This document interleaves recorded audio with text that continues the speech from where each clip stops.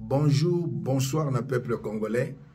Molobeliamboka, sentinelle d'Afrique, défenseur, il y a pouvoir, il y a peuple, représenté par le président Félix Antoine Tshisekedi. Le prophète MB Élysée. Lelo na ye kopé s'appelle contribution nangana likambo etali constitution. Nazongi na 60, je suis fils d'un politicien, neveu d'un politicien. Mon père était na table ronde en 1960, dans la réunion préparatoire. Gloire à Dieu. Élection Salami, mon gagnant qui élection c'était Patrice Emery Lumumba. Deuxième c'était Kassavubu. Mundela Zui deuxième à commissaire président, premier à la base de la première ministre. Balobi basa la constitution. Ba bengi ba député commission oye esengeli basa la constitution président Kassavubu aboya kiango asali makamuna ndenge na ye. Mobutu asali coup d'état asali makamuna ndenge na ye. Laurent Désiré Kabila aye. Voilà où se trouvent les problèmes. Afdel. Problème pas si à l'élo, c'est l'Afdel. Pas si à l'élo, ngaza la tiko tak. Mais yambona na chayango, c'était Rwandais qui parle. Mais yambona cha élément wana ba Rwandais ba ye. Avant ba ya, basalaki accord moko na Lemera. Paul Kagame basangani bango nyonso bazui Ngandu Kisase, Laurent Désiré Kabila, Bougera, Arsène Massassou, basali accord. Accord n'a rien à voir avec les Zaïre à l'époque, en 1996. Balobi 300 km d'accord na bango, il faut qu'il y ait na Rwanda. Wana mboka na biso, et si bakata ki yango na 1885. Mboka na biso, il y avait un président, monsieur Joseph Désiré Mobutu. Accord wana et outaki na institution T. Accord à Lemera. Il y a des rebelles. Et ça, le quoi, les noms nanga sali accord moko zoya nango. Alors, que RDC comme il y a Rwandais. Vous comprenez? N'accord wana sikolo. Tango ba ye. Ba bomi Laurent Désiré Kabila. Ba imposer Biso Joseph Kabila en 2001, il n'a pas été élu. Il a imposé Biso Joseph Kabila, il a sali transition dans le belligérant, il a la constitution en 2006. Le 18 février 2006, mais l'élection des gars qui en décembre 2006. Constitution, il a sali un député non élu. Il a promulgué un président non élu, un président illégitime et un président étranger, Hippolyte Kanambe alias Joseph Kabila.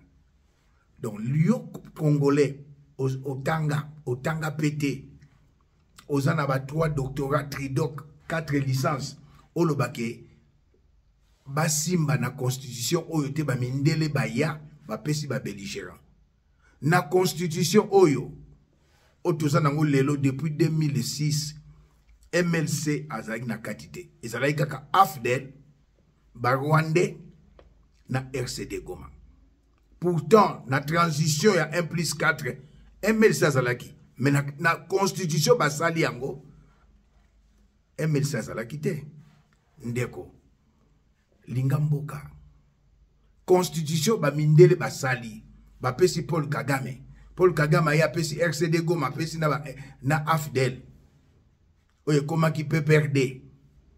Na constitution, wana bazui, accord ya Lemera, kotisi na constitution. Les étrangers, kotisi, accord ya Lemera na constitution. Je donne un exemple. Article 217.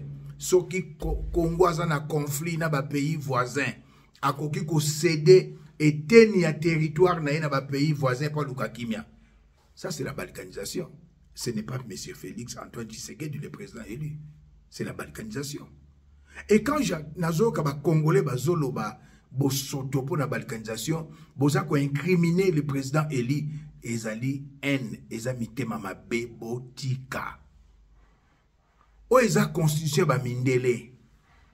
Ba pesi ba belligérant. MLC ba azalaki na katite mwana mboka Igo ya boyaki. Ba zui ba article na bango. Ba kor ya Lemera, ba kor ya ba rebelle na Kagame. Ba koro eza na litomba te mwana mboka Mobutu asinyaki te parlement esinyaki te. Lelo bozo ganga accord à Lemera, mais non. Eza accord à ba rebelle lokola nanga ndenge na uti koloba. Tous on a besoin de révision en constitution te, très cher président. Gouvernement, Assemblée nationale, peuple congolais. Pour bateau bako senga ba changer constitution, to ba réviser constitution, président ko proposer, gouvernement ko proposer, Assemblée nationale ko proposer, na pétition il y a 100 000 Congolais ba signer ba ko proposer changement ou révision en constitution. Mais on n'a pas besoin de la révision de la constitution. Nous avons besoin d'une nouvelle constitution. Constitution en bana ya mboka. Et Papa Etienne Tshisekedi, le père de la démocratie, en 2006, a boyaki constitution. A boyaki pe ba oya ye, bana na ya IDPS, ba kota na parlement. Président Félix Antoine Tshisekedi a kotakate. Peuple congolais, pourquoi mitema mabe tina ba niveau oyo? Pourquoi mitema mabe tina ba niveau oyo? Moi j'ai des propositions. Ce qui les lots, tout ça là, une nouvelle constitution. Na constitution wana bazongisa loi bakajika. Je propose au peuple congolais et au président de la République. Na constitution wana, assemblée provinciale ezalate, ezali kozwa bambongo pamba. Na constitution wana, Sénat ezala, mais pose à la sénateur, ozala soit ancien président de la République, soit un ancien ministre, soit un ancien député national, soit un ancien gouverneur, soit un ancien mandataire public. Ce n'est pas n'importe qui à cause de la sénateur. On a dit proposition on a na pesa contribution na ngapona mboka. Pona ozala sénateur, on a proposition on a pesi. Et président de la République yende a nommé ba gouverneur. Toza na litomba ya kobongola ko changer constitution. On n'a pas besoin d'une révision de la constitution. C'est la constitution nous imposée par les occidentaux à travers Paul Kagame, Afdel ainsi que Batoya RCD Goma. Congolais yo karape soni. Bo koti ba université, bo tangi ba l'université, lopoto na monoko, bo yo kakape soni. Nazana imgaza la pièce contre pièce. Il y a un Rwandais qui parle. Bogoyo kaina na ra. Un Rwandais qui nous dit que problème il y a RDC, et ça problème économique, problème social, mais politique tout l'andaye. C'est juste une petite réaction où je voudrais faire. Moi Kokoso tout l'andaye pour Congolais politique à Babiloko. Un petit commentaire sur les 6 points que notre frère Maréchal nous a partagé dans son groupe concernant la situation de la République démocratique du Congo. Pièce contre pièce. En vérité, le problème majeur du Congo n'est pas économique, le problème n'est pas social, n'est pas un Rwandais tout qui parle. Sécuritaire, mais le problème majeur, selon mes analyses et mes observations, le problème se trouve au niveau politique. Je voudrais vous inviter à lire l'accord de 1996, et donc on l'appelle l'accord de Lemera. Mobutu au pouvoir. C'est le début. C'est le début, je dirais que c'est le commencement de la déstabilisation politico-économique. Fachi n'était pas au pouvoir en 1996. La République démocratique du Congo. Cet accord donne les pays voisins, le Burundi, le Rwanda et l'Ouganda, de protéger leurs frontières sur le bord du pays, donc sur le bord de la RDC.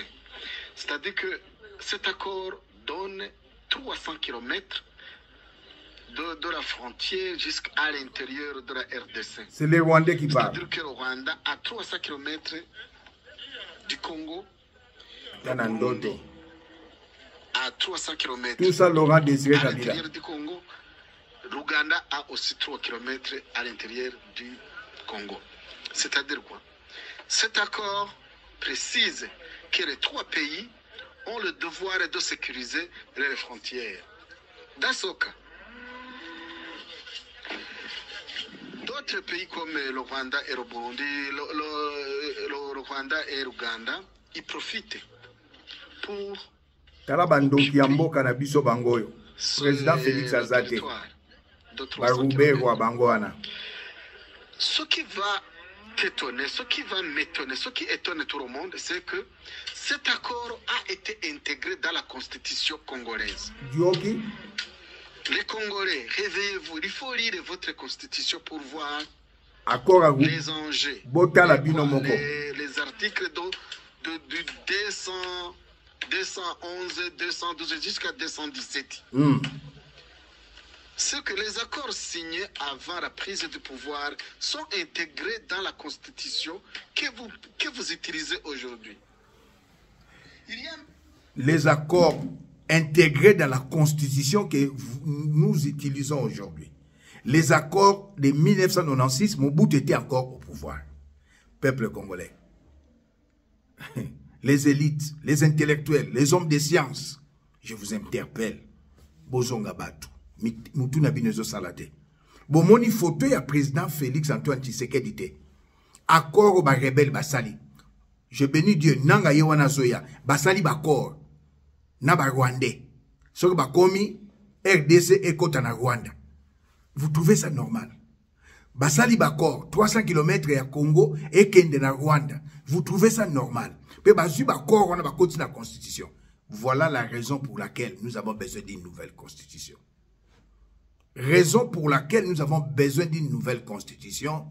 Pour constitution Oyo, Ezaya Bamindele, Bapesi Babelligérant, pe bazu article 211, 212, 217, Bakotisi yango na constitution. Non, on a besoin d'une nouvelle constitution.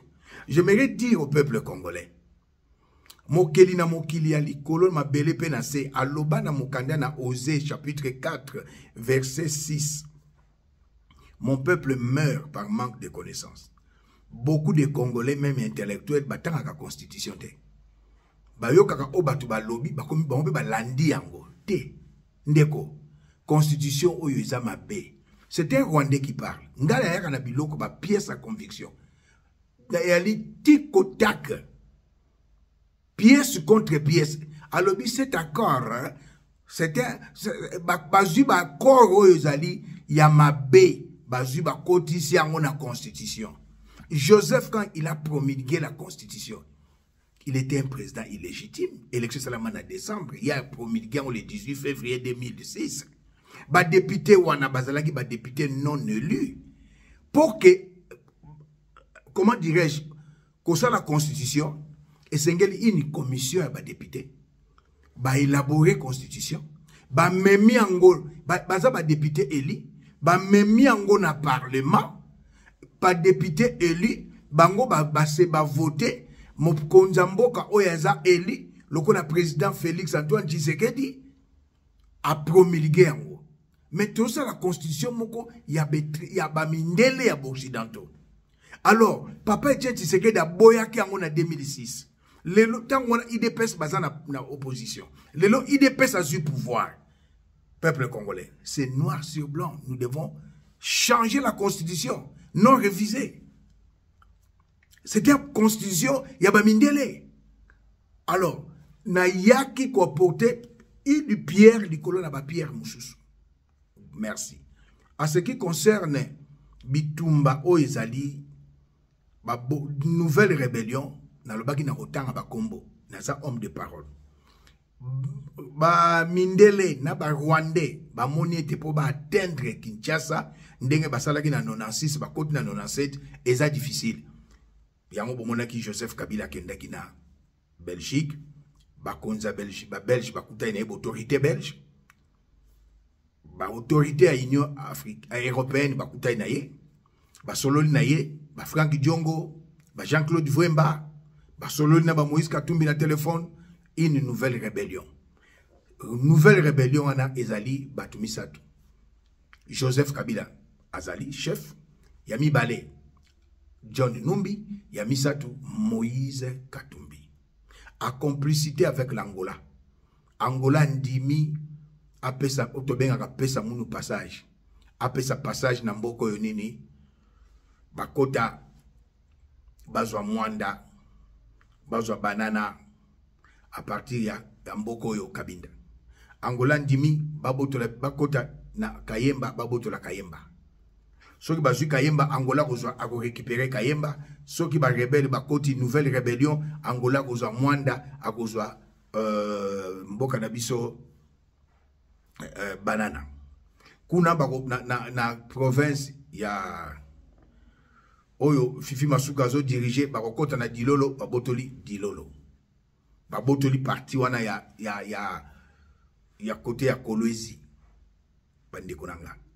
Et na oyo ba pesi responsabilité na Moïse Katumbi yenda zo diriger te ba soda ba zo diriger ba boto la biso poetu.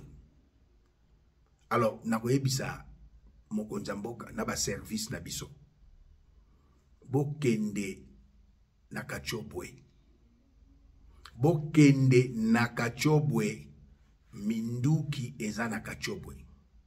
Poba bimisango ekozwa tempo ezwa kitambo akenango. Po ekota bokende na cimetière. Oya kunda ba soi-disant mama na ye bandeko na ye. Tout autour batumbola mabulu babiloko eza ya mabe na kati kuna ba minduki. Na kati église au chapelle batonga na catholique, il y a des caisses d'armes bachakuna. Bokende na Futuka na ferme na ye. Il y a des rebelles na Futuka. Oyo Moïse Katumbi achekuna. Bokende na Lombangu, Joseph Kabila, Moïse Katumbi, John Numbi, basali une nouvelle rébellion. Il y a un bon moni, les alliés résultats ya réconciliation katangaise. L'État katangais n'avait pas de problème pour se réconcilier. Balinga va réconcilier car Joseph na Moïse Katumbi. Comme ils sont réconciliés, bazo bunsambo kanabiso. Monsieur le Président, ba service na biso na Kayemba ba infiltré si bakoti. Na Mwanda ba infiltré si bakoti. Na Dilolo ba infiltré si bakoti. Mais na Futuka na Kachobwe, il y a des rebelles bazakuna zambien au Moïse Ayenabango. Et pour réveiller votre mémoire, peuple congolais, tant Afdel Ayaki, Moïse Katumbi et son frère Katebe Katoto, bagina Zambi. Banani balesaki Afdel Biloko. Banani bapesaki Afdel Biloko. Yakolia, c'était Moïse Katumbi. Lelo lisusu azongi na rébellion. Debout congolais, sauvons le Congo. To changer constitution ya biso ya banamboka. Nakanisi nasuki, to kutani nambala ya sima. Merci.